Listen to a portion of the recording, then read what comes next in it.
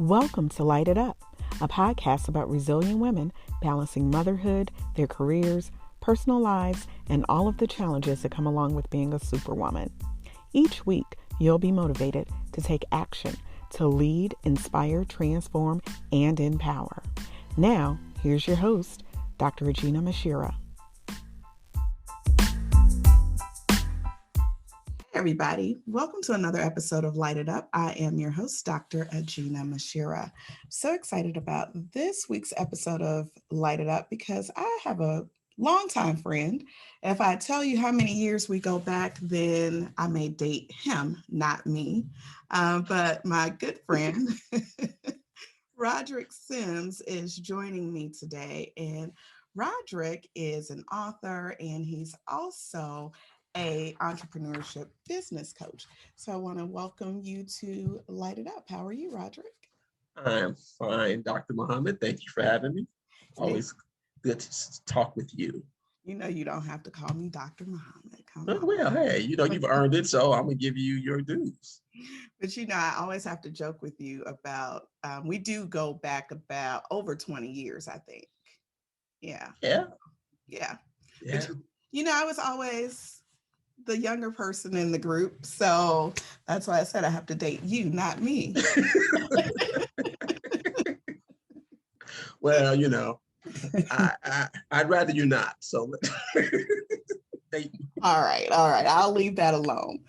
But I'm glad you agreed to join me today because you have been doing some great work with individuals who have decided to make a transition, more than likely from 9 to 5 into entrepreneurship, and some who are balancing both roles. And you are the biz reality coach. So I want to talk to you because there are some people who tune in to LITE It Up who are interested in entrepreneurship or who are either business owners and are looking for ways to, improve and do some really great things. So why don't we kind of talk about your background and how you got into the business of working with entrepreneurs and coaching? Okay. Fantastic. Well, that's an easy lead in. So stop me if I start rambling on. Okay. But no, I spent 20 years in corporate America. And in all honesty, when I first started working for my first corporate role, and it was with a major insurance company that I won't necessarily name, I came in as more in the claims role. But eventually, through some management changes and opportunity to go into management and a couple other supervisory roles, I was able to leverage and get into an opportunity on the agency side, which is the sales side of the business, to actually be a business coach. And my role was to help people determine if people actually had what it took, the competencies to be an entrepreneur. And if they decided to become an entrepreneur, then my job was to help them build out their business plan. So I did this for about 20 years in that role. 20 years with the insurance company, 10 years in that particular role. So I did that for about 10 years. And so over that 10 years, I probably coached over 3,000 to 4,000 entrepreneurs one-on-one or group settings. And I worked with about 300 to actually get their businesses up and running. And I would say the majority of those small business owners are still up and running today. So, success ratio was pretty decent. But again, it wasn't just all me that did that. It was really the organization, for a big organization that provides a lot of resources. But I was definitely proud to say that as I even pass some of their businesses now in the Chicago metro area, I feel, good about myself. Like, hey, I remember when this person started this process. And so once I identified the love for coaching, I decided to extend it a little bit. So I went out and got certified, and I became a trainer for the organization I worked for. Then after that, when I saw that it was time for me to make a transition out of corporate America, I took the opportunity to go back and get my MBA in entrepreneurship. Okay. Because probably about 4 or 5 years ago, I wrote a book called The 4 E's of Entrepreneurship. And I was like, you know what, it's time for me to take my own advice. I talk, which is based, that book is about mindset, entrepreneurial mindset, some of the things that you need to actually do to be successful, to set yourself up to be successful, and how to have to think in the right way. So I was like, hey, you know what, I'm not going to be a hypocrite. I'm going to go ahead and take what I wrote in that book, what I learned the last 10 years, and launch my own coaching practice. And so after finishing my MBA, really at the beginning of this year, I really relaunched everything fully. So I launched Sims Coaching Group, LLC. And with that, Sims Coaching Group now, we do one-on-one coaching. And so I've been coaching entrepreneurs as a full-time and on the side for 10 years. But at the beginning of this year, I expanded to actually now doing small business consulting.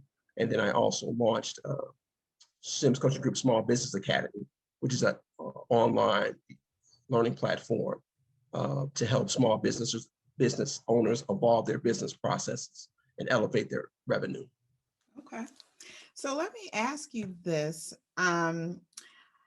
We're still, I don't know, in the midst of a pandemic, quite frankly. Yes. But last year in 2020, you saw a lot of folks, especially small business owners, who had to pivot, in order to make sure that their businesses stayed afloat. But you also had quite a few individuals who decided that they were going to take that leap into entrepreneurship. What are some of you mentioned the competencies of entrepreneurship. Yes. What does it take to enter into that realm and to get into entrepreneurship? What are some of the keys or strategies that are needed? Because sometimes folks will go into entrepreneurship without a solid business plan, for example. So what are some of the first steps that someone should take if they are looking to go into entrepreneurship? Okay, that's not a hard question, but to reinforce your point about new businesses getting started, I just saw a number where the applications to start new businesses were up 60% this year than they were last year. So obviously that's showing that more and more people are grabbing onto the entrepreneurial spirit. But there are a lot of things that go into determining the ability to be successful as an entrepreneur. And I do a lot of scrubbing on the front end because entrepreneurship is not for everybody. Part of my corporate role was to actually screen people out to determine who really didn't have to make up for it and to encourage them to look at doing something else. So that's the first thing, is like, whatever the reality? And so that's why, I would go by the business reality coach, because I tend to provide a lot of reality about what it takes to be successful as an entrepreneur. And then what it takes to take your business to the next level. Now, I always tell people, I never try to talk anyone out of being an entrepreneur, but if you can't be resilient enough to have a conversation with me about your business, then it's going to be tough when you actually open your doors and you got customers in your face saying what's going on with whatever you're doing. Right. So if you can't have that conversation now, it's going to be tough to live it in real time. But the things I always talk to people about fundamentally about entrepreneurship is that first you got to figure out fundamentally, what you're doing it for. And there are various reasons, but I believe it comes down to the three big things. And then they talk about, you probably heard this, hey, if you work in your passion, you never work a day in your life. Yeah. I disagree. Wholeheartedly. Like, I can debate that. That's a whole different conversation. You're going to work harder for yourself than you will work for anybody else. And you have to be comfortable with that because it's easier. In our reality, now I'll say this, it's easier to go get a 9 to 5 and work for somebody else than it is to run a successful business. It truly is. Yeah. And again, that's another show as well. But with that being the case, if you say it is for you, then, what is your passion behind it? And what I've seen historically, it's either three things. It's you're going to go into business to make money. It's all about the money. And all businesses, you start to make money. But making money, number two, it's usually about helping others. Like, hey, I want to change the world and help others. Or people want to live a certain lifestyle. And surprisingly, as I take on new clients, I always poll and get an idea of, do a survey of what they're looking for. And I would say 60% of my clients, they're all about, being able to create their own lifestyle. Yeah. It's not about the money, even though, we have to make money to be in business. You don't start a business to go broke. But a lot of people like the control that being an entrepreneur allows them to actually have over their life schedule, ways to generate income.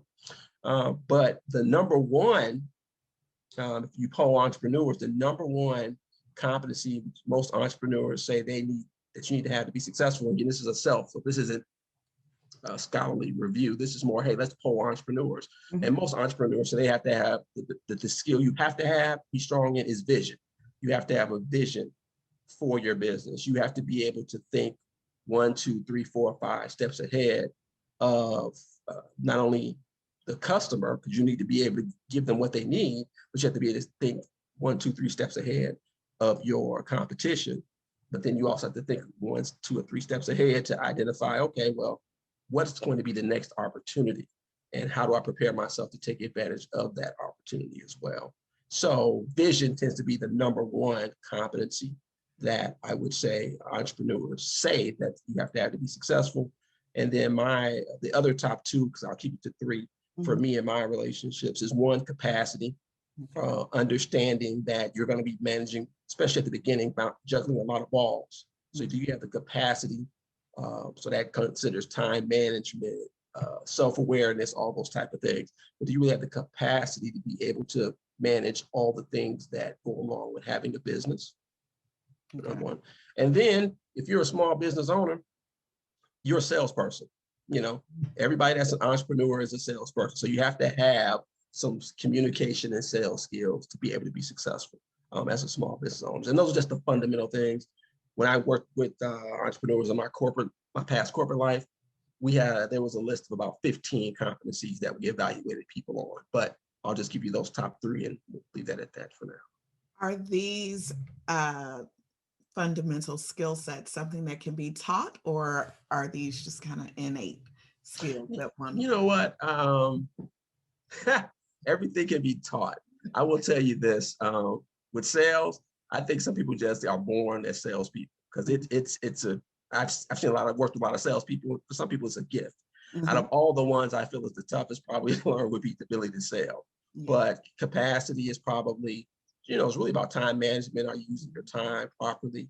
And visioning is really about sitting down and really taking a view of the landscape. And most times what happens, people just don't sit down and have thinking time or time to plan. But if you can sit down and really think about things and break out time to do that, then you can be that visionary. If you can be trained to be better at time management to allow you to be, have more capacity to run your business. The sales piece, that's going to be an ongoing, I think, skill set, depending on who you are. And that's why, CEOs don't sell, they hire salespeople. Right. But obviously, as a small business owner, you've got to get to the capacity to be able to correct to expand your team to be able to do that as well. And that's why capacity is so important. You got to be able to delegate, manage, to get the capacity to balance all those things. Yes. So how do you, as far as the mindset is concerned, because you talked about that you also have launched your small business academy, yes, working with clients. Let's shift to the entrepreneurship mindset in terms of the other characteristics that are involved with the mindset that one must have in order to be in business. Yeah, well, that's a lot, so that's what I wrote a book about. So there's a lot. But I would say the mindset that you have to have really going in is that, so back to the 3s, I believe in, you have to understand that going in that failure is okay. Most entrepreneurs aren't successful their first time out. There's usually 2 or 3 failures on average for most small business owners. Even some of these big celebrity entrepreneurs we know, like Bill Gates and the Steve Jobs, and all those guys, they've had a lot of failures. You just don't hear about the failures. A lot of times you just see the success that takes place. Mm-hmm. So one is you have to understand that failure is a possibility in any business opportunity that you start. The thing is that if you do fail, you have to be open to saying, hey, I'm going to learn from this failure and then be successful the next time. Take all these learnings. It's just like, going and take a math class, right? Mm-hmm. If you've never been taught it and you first take the test, you're going to fail it because you just don't know. Right. But every time you take that test, you should get better and better and better because you've learned before. That's a lot of times how entrepreneurship is. Mm-hmm. If you see successful entrepreneurs, typically from a mindset standpoint, they've been exposed to entrepreneurship in the past. And so now that makes them more comfortable and they understand what it takes to be successful, which increases the ratio that you will be successful initially if you've been exposed to entrepreneurship, which is something that I truly encourage you to do, to become exposed to it. So exposure is a key to it. The second part of being successful as an entrepreneur is understanding the environment of what you're getting yourself into. You have to really research, what's taking place in the field you want to go into. So if you want to sell ice cream, you have to see what other ice cream shops are doing, right? You have to see how much they're charging, because if they're charging $1 for a cone, and then you want to come in and open up a block down and charge $3 for a cone, that might not work unless you have some type of spin that makes yours so much better. Mm-hmm. So you have to understand the environment you're getting yourself to. And then even in that neighborhood, do people really want ice cream, right? And then, hey, if you got an ice cream shop, you're only going to be able to sell ice cream maybe 4 or 5 months of the year, especially if you're in the Midwest. Right. That probably works a little bit better down south, right? Mm-hmm. So you got to understand the environment you're getting yourself into. So, so that's number 2, exposure environment. The next part is about the economics of a business. You have to understand, financially what you're getting yourself into. A lot of people will say, hey, I'm going to start a business and go to a bank and get a loan, and that's not going to happen typically. Because banks are in business to get their money back, right? Right. So 50% of business owners that start a business fail within 3 to 5 years. Just the numbers. It just is what it is. I'm not going to debate why it is, that type of thing. But if you're a small business, or if you're a bank and you're loaning money, then you have to be extra cautious, because you can't afford to loan out, money and not in 3 to 5 years, you lose half of it. That's a bad business. So banks aren't in the business of going broke. So that's why it's hard to get a loan initially from us when you start a business, because what we have to do is you have to prove your concept. And so what that means is, in order to prove your concept, you have to be able to self-sustain or support your business. You'll hear people talk about bootstrapping, where they go out and raise funds from selling stuff on their own, or they may do a bunch of different things. I also talk about love loans. And that's where the majority of small business owners get their money from people they love. Friends, family, and themselves. From family members, mother, father, if you're from that scenario, may invest in your business. You may have some friends that really trust in you, and they will, loan some money to you. And then who else loves you? Yourself.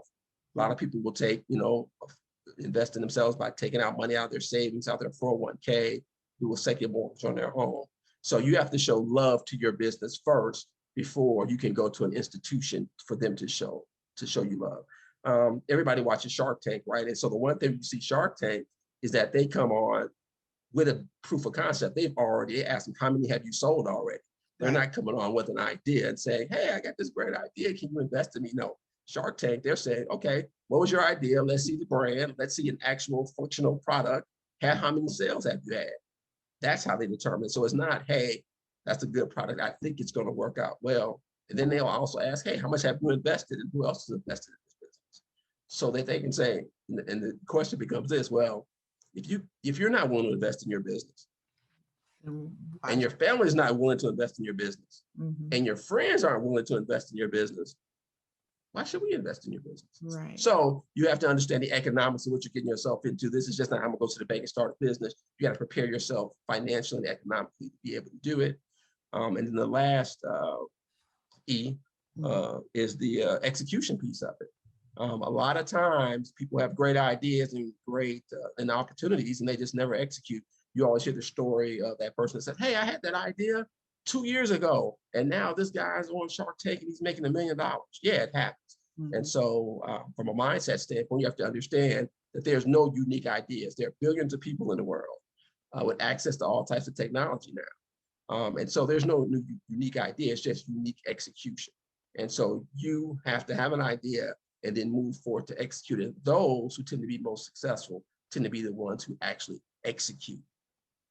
You said a word right there. Execution is key. I mean, there was something earlier in our conversation where you stated it's easy to go out and get a 9-to-5 job, right? Than to be an entrepreneur. What words of wisdom can you share with someone who does have a 9-to-5 and they have a business on the side, but they aren't yet ready? Maybe there's a little bit of fear, the fear of failure. And I know, you have to go into this understanding that there will be some failure along the way, but what do you learn from it? And how do you bounce back? But what do you say to someone who is interested in going full-fledged, launch their business, but maybe they're just fearful of, having that stability of a 9-to-5? A few things there. I would say number one is I always encourage my clients or anybody who's looking at entrepreneurs to do an internship, right? Go work for somebody or in the field that you want to be an entrepreneur, or have conversations, mentoring. Just understand what you're getting yourself into. There's nothing more eye-opening than actually going in to see it. So if you want to know the whole thing about, there's nothing more eye-opening than going into the kitchen to see how the sausage is made, right? Very eye-opening, right? Like, oh, okay, well, maybe I won't order that after all. But I'm not saying that about entrepreneurship, but you will really understand it more. So I encourage my clients or anybody who wants to be an entrepreneur to test drive a little bit, talk to somebody. And if you can't go work for somebody a couple hours a week or whatever, then have actual conversations with individuals in that field to get an idea of actually what happens. And again, you want somebody not necessarily going to give you all the positives. You want them to give you a balance. You want somebody that's going to give you the balance. Here are all the great things, but here are the challenges that I had as well. So now you're able to understand and make an educated decision. I also believe that if you're transitioning from full-time career to full-time employment, full-time entrepreneurship, then you should give yourself a runway of about 18 months. Okay. And that runway consists of, hey, one, let me start putting my business model in place, right? So name, domain, incorporation, letting people know what you're about to do, building up centers of influence, adjusting your lifestyle, all that type of stuff over that 18 months. Then part of that adjustment is that you're going to, let's say you're married or you have children. When you start a new business, the biggest thing that I don't promise a lot of things to entrepreneurs when you start, but I promise this one thing: you're going to have fluctuating income. Your money's going to be different every month. And if you might be okay with it fluctuating, but if you have a spouse or children or somebody else you support that's accustomed to you having a regular check, then you being an entrepreneur is going to impact your relationship with them. So you can be using that 18 months to help get their mind right about, hey, things are going to be changing. I need you to be aware that you're going to be doing things a little bit differently. Right. And so that's something a lot of entrepreneurs don't do. They don't realize that, hey, I'm opening a shop, it's going to impact me. No, it's going to impact all the people that you support. From, let's say you belong to an organization. Hey, you're not going to be able to spend that same amount of time with the organization before, because at those first few years, you're going to be hustling, trying to get that business up and running. So you need to make those individuals, organizations, people you support, make them aware of, those type of things that are going to happen. And then the other part is really determining, do you really want to, do you want a 9 to 5 or do you want a 5 to 9? Some people, You have to balance it. Some people have a hobby that they love to do, and they're like, hey, I can make money off of this. And that's fine. So maybe you just want to maintain as that's your 5 to 9. So, and there's nothing wrong with that. But what you have to also understand, and that as you ramp up to launch, is that it's not going to be a hobby once you open your doors full time. Right. It goes from being a hobby to having all the stress of a business. Mm-hmm. So it's different when your livelihood depends on your hobby. It's no longer a hobby, it becomes a business. So it's not the fun thing you do to relieve stress. Right. For instance, I had a client that was a photographer, and they're like, hey, I'm gonna start a photography business because it relaxes me to take photos. Mm-hmm. But as we vetted it out and she opened the door, she was like, oh my gosh, this is so stressful. So it used to be, right, very cool time, something she would do on the side. But when she opened her doors, it became very stressful, and it became unfortunately, it was no longer, she didn't get up in the morning as encouraged to do it as she thought she would do. So you got to really understand that now what you're transitioning to. And so if you feel like, hey, I just want to do a hobby and generate extra money, then that's fine. The one thing that I always talk to clients when they're launching is really how much money do you want to make in your business? If you're just looking to try to get vacation money, then hey, having a 5 to 9, something you work in the evenings is fine. If you want to make a couple extra $1,000 a year and pay for your trip, that's great. Mm-hmm. But if you're trying to transition to say, I want to do this full time and replace the income I'm currently making, that's a whole different conversation. But right. You have to identify up front what do you really want this business to be long term? Do you want it to be a 9 to 5? Do you want it to be a 5 to 9? I think what I've noticed a lot with, and it's just, I think the times that we're living in with social media, you see the final outcome, so to speak, of, folks. And it unfortunately, sometimes people enter into these spaces thinking that they're going to have the instant success, or just not prepared for all of the work, that it entails. I've had so many people ask me about, have you ever thought about consulting full-time, or, doing something on your own? Well, for me, I'm a divorced mom of 3 and preparing to put them through college. So I know that my financial stability that I, currently have, that will impact those other 3 folks, Mm-hmm. So I think about trying to have those conversations with, hey, things won't be the way you're accustomed to, it'll be a major adjustment. So I, for myself, I understand the capacity that I currently have, and how my decisions will impact others, because I have 3 other people who are relying on me. So that's an immense amount of pressure. So I think if people have those, reality checks and those realistic conversations with whomever they need to have those conversations with, it can certainly save them, in the long run. Now, as far as your clients are concerned, when they reach out to you and set up coaching sessions, do you have a certain amount of time that you work with your clients? Or do you work with them, for a couple of weeks, months, or does it really depend on where each client is in the stage of their entrepreneurship journey? Yeah, it really does. And so I tell people, with me being able to start my consultancy, my small business consultancy, after I finished my MBA, and with the online platform now, I have the capacity to work with entrepreneurs wherever they are, mm-hmm. along their entrepreneurial journey, which is something that I really was trying to strive to do. So that started at the beginning of the year. But typically, so for me, with a client that's, let's say, who is considering entrepreneurship and they need to really vet it out, which is what I call the coaching is more the ideation, alignment, and launch phase. Mm-hmm. Figuring out what the right idea is. Let's align it to make sure you're doing the right thing for you and yours, and then let's get you launched. That's more coaching. And that for what I do, I have a subscription model, mm-hmm. that I have my clients jump into, and they go monthly as long as they feel that they need to. So once we get to a point where they feel like, okay, they've accomplished everything in the coaching, then they can exit out of the program. No harm, no foul. So for some people, it might be 3 months, some it might be 6. I have some clients that, we've been working together for year and a half, 2 years now, because they just feel like they need that constant accountability, having an objective thought partner, and having somebody that, really help them vet their ideas.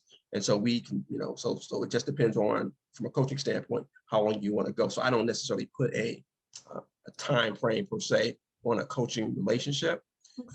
My consulting engagements, as I'm going in with people now, the consulting engagements are more for established business owners. So you've proved your concept and you're making money. You're like, I just need to figure out a way to make more money, or I need to find a way to save myself some more time. Either way, right? And so it's really about your processes.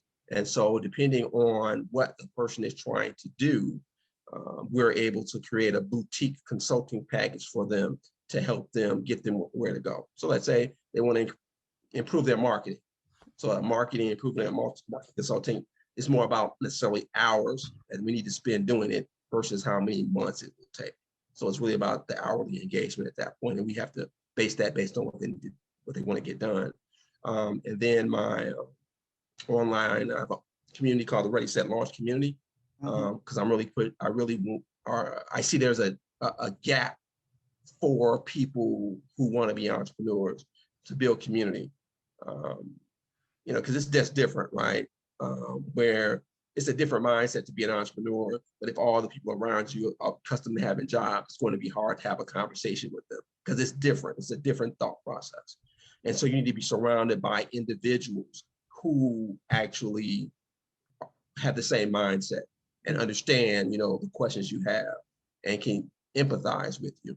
And so for anybody that's involved in my coaching practice or in my consulting, in my consultancy, they have access to my mastermind, what I call it, my mastermind community that just supports entrepreneurs. And so that's something else that I've launched, to be able to just be that, build a community of entrepreneurs. And the goal of that is just to have, people, entrepreneurs, that to be able to bond with each other, but at the same time, also, hey, for business purposes, maybe sometimes be able to refer business to each other as well. Right. That's a great concept. And as a coach, and obviously there's a difference between coaching and mentorship. And you mentioned that, you've recommended to clients that if, there's an area that they're interested in, that they should, get an internship or secure a mentor in that particular field. Do you also help as a business coach, as a success coach? Do you also help those clients kind of match them or refer them to certain, individuals who can potentially serve as a mentor, or do you just advise them on the process for seeking out mentorship? So part of the community, Ready Set Launch community that I put together is focused on a lot of that, trying to help people shift their mindset to really understand what entrepreneurship is about. Now, as far as the mentor and the internship, I typically encourage people to identify your own mentor, because mentoring is, and I'm sure you know this, Dr. Muhammad, it's always, I've seen typically in most mentoring programs, when the individual selects their mentor, it tends to have a better outcome than a third party selecting it for them. So that's just me fundamentally. But hopefully, as I grow my community, there'll be other entrepreneurs that people may gravitate towards too, that they can necessarily communicate with. Now, if somebody says, hey, Roddric, do you have somebody that I can talk to in this specific area? Then again, my entrepreneurial network is expanding weekly. And so more than likely, I do know somebody that I could connect them with, but I would still encourage them to see, hey, is there anyone in your network or or you're aware of that you would really want to connect with in that space that you can reach out to and initiate it yourself? Because again, I feel you're going to get a better result if you drive your own mentoring relationship. Yeah, that makes sense. Then sometimes I don't think people, and you also have to sit down and ask some key questions when you are selecting a mentor. You also have to develop I think I don't want to say a contract, but you need to make sure that there's an agreement Yes. between you and your mentor about what you're looking for out of the relationship. What are you going to contribute to the relationship? Because mentorship is not a one-way Right. Correct. street. It Correct. has to be a two-way partnership. And I'm sure the same with coaching.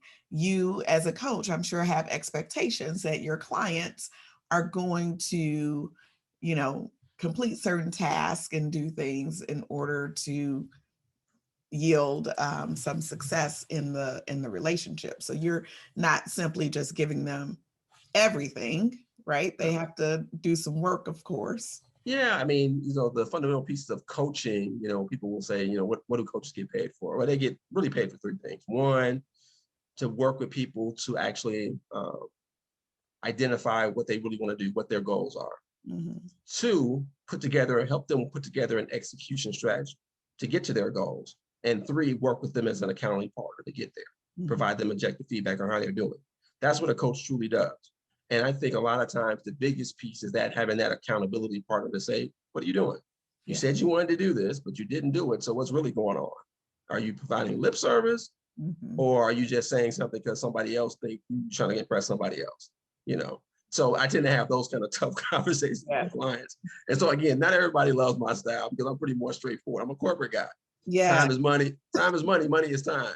So I tell people, if you're coming to me to feel good about yourself and being more motivated, no, that's not going to be me. I'm more of an empowerment. I believe in empowerment. I'm going to help you identify the resources and tools to help you be successful, and then hold you accountable for your success. That's what I'm going to do. Mm-hmm. I can't be successful for you. It's like playing a sport. Your coach can coach you up on the sideline and take you through all the practice, but when the game starts, the coach can't go out there and play the game. Right. Yeah.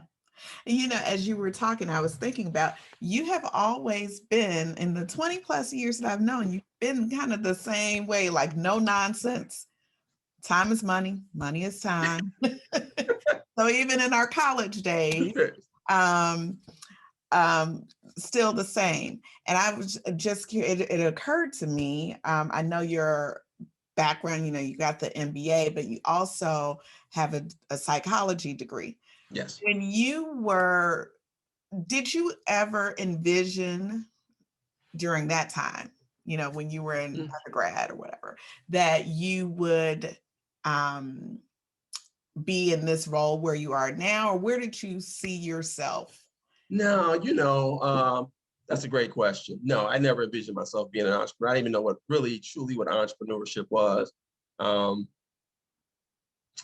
Where I grew up, entrepreneurship was being a hustler, different type of entrepreneur, right? Yeah. And so I thought that grew up in the 80s, and so hey, I wanted to get a 9-to-5 job where I could wear a shirt and tie every day and be off on the weekends. That was my goal, and make a certain amount of money. That was my goal. My penchant was, I was like, hey, I want to be in corporate executive. That was my long-term goal. Organization. So ended up in insurance. That wasn't my first thought process, but I ended up there and had a pretty successful career to a certain extent there. So can't really complain about that, but it gets to a point where, hey, in all organizations, unless you're the CEO, you're always going to be able to, they're never going to pay you your worth. It's going to get to a point where you're just capped. It just is. It's neither here nor there. It's just how corporations work. And so, it didn't really dawn on me that I was going to be doing my own thing. The first 5 years when I was coaching entrepreneurs, I was like, hey, this is pretty good. Like, man. And then I saw all the opportunities that are out there for people who have an entrepreneurial mindset. Then with all this knowledge and experience, it led to writing the book, the first book. And then as I talked more about it and did more research, I was like, you know what? This is something that I've matured into. And so a few different things. So for instance, my background, I have 2 sons. And so 10 years ago, I wouldn't have been in a position to be an entrepreneur, to leave my corporate job and start my own business. Yeah. But 10 years later, financially, the economics piece, when we talk about, right, economics part of it, the economics lined up right for me. And I was like, you know what? It's time for me to take this opportunity to roll the dice, take a chance, go out there and be that risk taker that it requires to be an entrepreneur, build my own thing to see how it goes. So if you would have asked me back when we were in college, nah, no way. I mean, when I was even first approached about being an entrepreneur, I think I might have been in my late 20s. Okay. And I was like, why would I do that? I'm having a successful corporate career. Why would I throw all this stuff in the air to maybe make some money when I'm consistently making a check every 2 weeks? I got some benefits. I'm on the right career path. I got positive words being said about me. I got some potential here.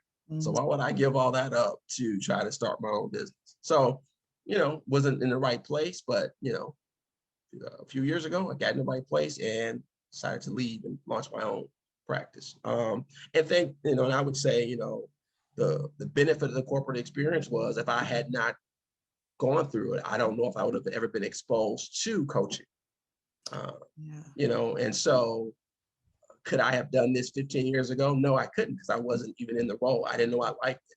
And it allowed me. So from doing it, being exposed to it, identifying like I'm pretty good at this. People think I'm good at this. And it's natural. And I enjoy doing it. I help me, and I realized through my corporate path that I got more enjoyment out of helping others be successful than my own personal, awards and things of that nature. I didn't really care about that. I felt better about other people succeeding, getting promotions, actually even leaving the organization to go somewhere else and getting a better job than they had where we were. Those were the things that I look back on that really resonated with me. And it just reinforced that, hey, this coaching thing is probably the right fit for you. But again, it took me, 20 plus years in corporate America to get to that space of really understanding my sweet spot and being in an economic position to be able to launch it on my own full time. Okay. So that leads me to you have your first book, The 4 E's of Entrepreneurship. Yes. Are you preparing for another book? I'm glad you asked. Actually, I am in the process of launching another book. It's called The Profit Pathway. So the Profit Pathway is the next step. So I have a book for those people with an entrepreneurial mindset, which is the 4 E's of entrepreneurship, that focuses on the things I mentioned: economics, environment, execution, and exposure. So it focuses on those 4 competencies or characteristics or experience that you need to have to be successful, to get your mind right about being an entrepreneur. This next book is for those who've already established a business. Okay. And they're like, okay, I got this thing up and running. Now I need to take it to the next level, because a lot of times most small business owners, 90% of small business owners don't have a business degree, because people who get business degrees actually go work for businesses. That's right. Go figure. Exactly. And then that number even shrinks more when people go get MBAs, because when you get an MBA, now you're like, hey, I'm going to do this for my, some big thing. People don't go get MBAs with the expectation of going to become an entrepreneur majority of times. And believe me, I know, because I used to go to the Black MBA fair and run that for the organization that I worked for 2 or 3 years. And I would talk to young students coming out of MBA. They'd be like, nah, entrepreneurship is for me. I got all these student loans. I didn't go to, I'm going to a real job to pay off the student loans. Right. With that being the case, I don't, this book here is more focused on those individuals who have proven their concept and now they want to take their business to the next level, but they may not know how, because usually a small business, they're very technically proficient. If you're a restaurant owner, you might know how to cook, or if you're a barber, you know how to cut hair. That's what your craft is. You're very technically proficient. And so what do the small business owners do then? They go, and when they have they need to talk to somebody about a legal issue, they go talk to somebody with a JD. If they have a tax or a financial issue, business structure issue, they go talk to somebody with a CPA. Right. And what's funny to me is that a lot of small business owners who want to take their business to the next level, instead of they make it up themselves, or they go talk to other small business owners. But they don't talk to somebody that studies business and that's what they do. They don't go talk to an MBA to help them take their business to the next level. And so this book, The Profit Pathway, is a little bit of that MBA experience I have, and knowledge put into about 10 different chapters, which will help people, small business owners. It gives them the mindset, but it also actually gives you execution strategies, things you can actually do to help in different areas. And that book focuses on my main 3 areas I work with clients on is typically around their marketing. Do you have the right messaging? Are you getting in front of the right people? Second is, are you providing enough value to each client that you service? The more value you provide, the more you can charge them. And the more you charge them, the more money you make, right? Right. And then the last part is really about rewards and retention. Are you providing the right type of service and incentive for people to come back to you? And make them comfortable enough to refer other people to you as well. Because as they always say, it's easier to keep a client you currently have than it is to go find a new one to replace them. Right. So that's what that book focuses on. It's called The Profit Pathway, and it'll be out no later than September 1st. Okay. All right. Now, where can we find your books? Well, both the 4 E's of entrepreneurship and then The Profit Pathway when it comes out. Yeah, so the 4 E's of entrepreneurship is still on, you can find it on Amazon, 4 E's of entrepreneurship, or you can look it up under my name, and it can be purchased in paperback or as an ebook. The next book is probably, we're working on a distribution model a little bit differently this time. So we may not be working with Amazon. It's probably going to be more produced by another vendor, but it's going to be living on my website at www.simscoachinggroup.com is where people will be able to come to that and after September 1st and make that purchase. I will just say this, and I don't know if this has been your experience as a published author, but, I've had people who say, oh, I bought your book on Amazon. And I'm like, you could also go directly to my website right. and just buy my book there, right? Rather than, because we all know Amazon has to get their cut too. Yeah, it's a it's a blessing and a curse being an author on Amazon. But again, it's all about what you're trying to achieve. But to your point, yes. So we're going to balance it out a little bit differently this time. Okay. And but people can get both books from me directly. They always can. So it's just a matter of reaching out to me on the website and catching me there. Again, the easiest way to catch me, through the website is info@simscoachinggroup.com. Is probably the easiest way to connect directly to me through the website. But people can find me on all the darn platforms, and at Business Reality Coach on Twitter, at Business Reality Coach on Instagram as well. And you can find me there and say, hey, I want a darn book. Send it to me. I'm like, hey, we'll make that happen. Make sure you autograph the copies too. Well, yes, exactly. So you buy it directly from me. I tell people you get it actually signed. You buy it from Amazon. That's a different story. And that's what I tell people. I said, don't you want, the John Hancock? But I definitely believe in a balance. Yes. And Amazon certainly has its place, but we definitely, I like to share with people that it's always good, to support the entrepreneur, support the author directly. Yes. If you have the ability to do so. So yes, you guys make sure that you visit simsconsultinggroup.com. Sims Coaching Group. Oh, I'm sorry. I'm so sorry. Sims Coaching Group. Coachinggroup.com. Give me. Make sure we get that right. And so if people want to connect with you for a consultation and become a client, then they can reach you via email as well. Why don't you give that email address again for folks? Okay, sure. Yeah, it's info@simscoachinggroup.com. And then you can also reach out to me again on Instagram or Twitter at Business Reality Coach. That's also a way to connect with me and see what I'm doing, understand my coaching style. And as well, when you go to the website, there's ability to set up a discovery call, that you can connect with me. You just go in and fill out a discovery call, an opportunity, and that's more affiliated with my Small Business Academy. So there's a link on my on Sims Coaching Group, my website, where you can get to the Small Business Academy, and on the Small Business Academy, you can set up a discovery call that works for your schedule. It takes about 30 minutes, and we get an idea of what you're trying to achieve and how I might be able to help you to see if we're a good fit. Mhm. Because again, and I will always tell people this, me being I'm pretty truthful. Mhm. Not all coaching relationships tend to work. So we want to make sure that we vibe together, because not everybody necessarily likes my style. And then for some people, I don't like their style. So we have to have a discovery call to make sure we're going to have some synergy, right? And be able to work together. Because in coaching, synergy is very important. There needs to be a synergy for coaching to work. And we need to make sure we have good synergy.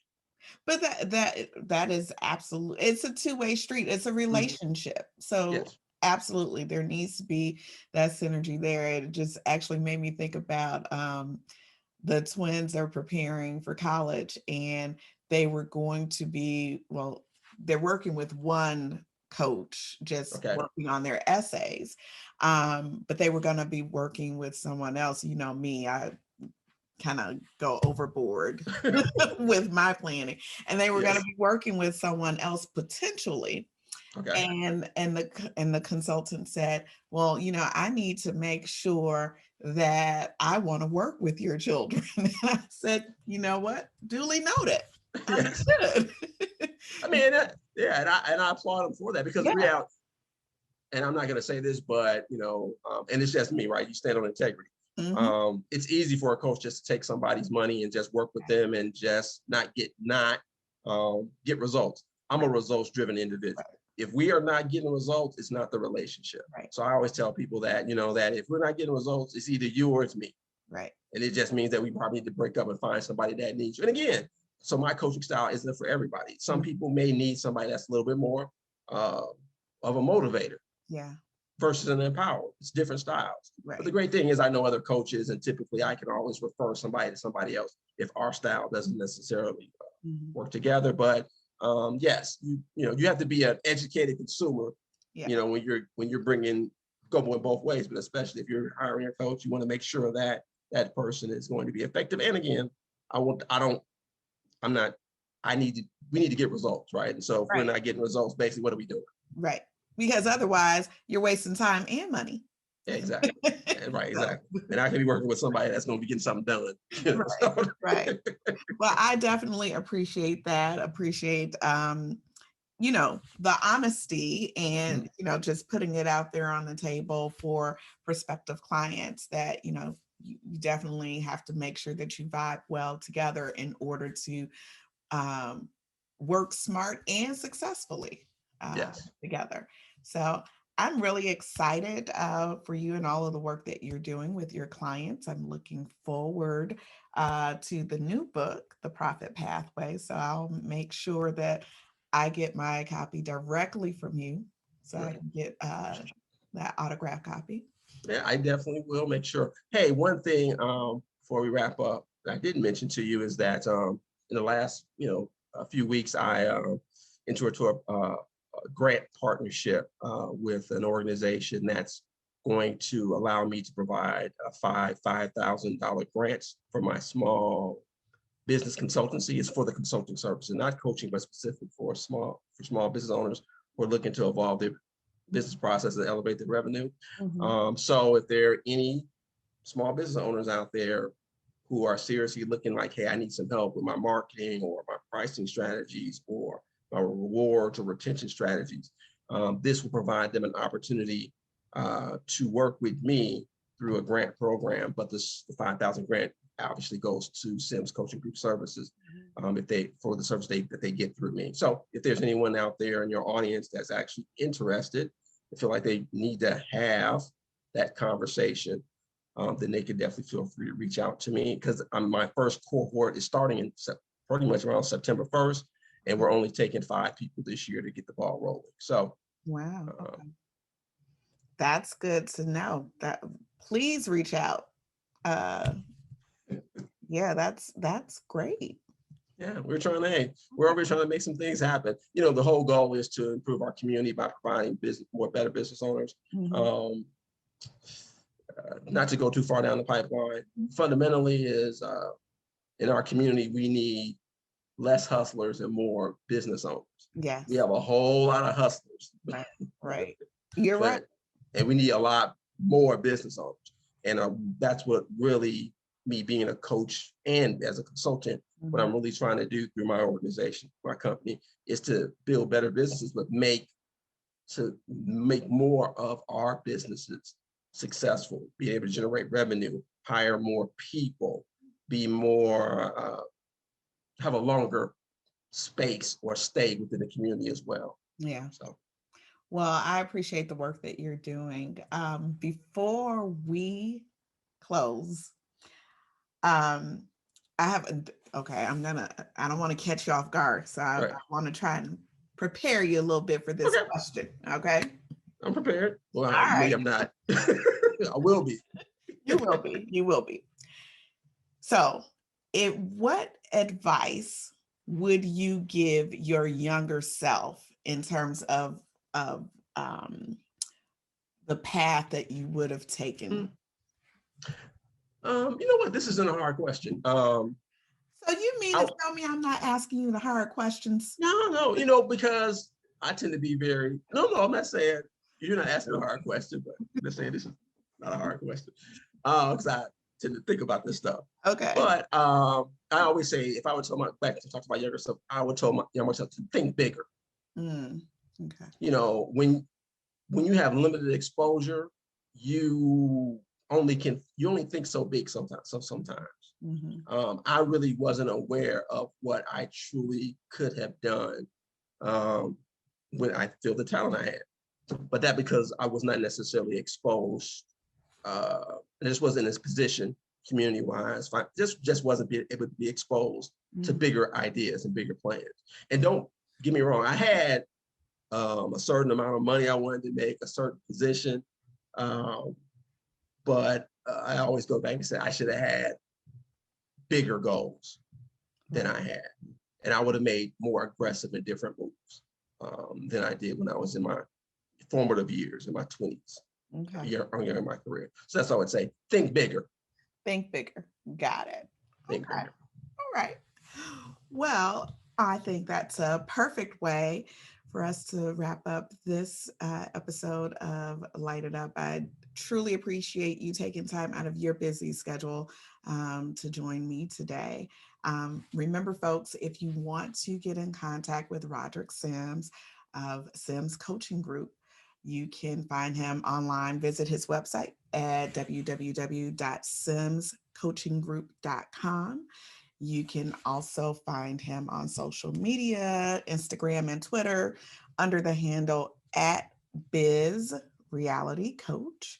So make sure you reach out to Mr. Sims and try and take advantage and get on board if you can with that cohort for those individuals who have small businesses. I think that's a great opportunity to work with Mr. Sims. So make sure that you subscribe to Light It Up podcast. Share this episode with those who you feel can benefit from it. And send me an email. Make sure you leave your comments or review. I can be reached at info@aginahmuhammad.com. And until next time, remember to continue to light it up and shine bright like a diamond.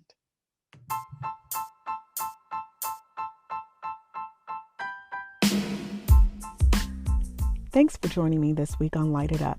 Make sure you visit my website at www.lightituppodcast.com or www.aginahmuhammad.com. You can also find me on social media using the handle @LightItUpPodcast. If you like what you've heard, please be sure to hit the subscribe button so you'll never miss a show. While you're at it, I'd appreciate a rating on iTunes, or you can simply tell a friend about the show. Be sure to tune in every Tuesday for a new episode. Until next time, light it up and shine bright like a diamond.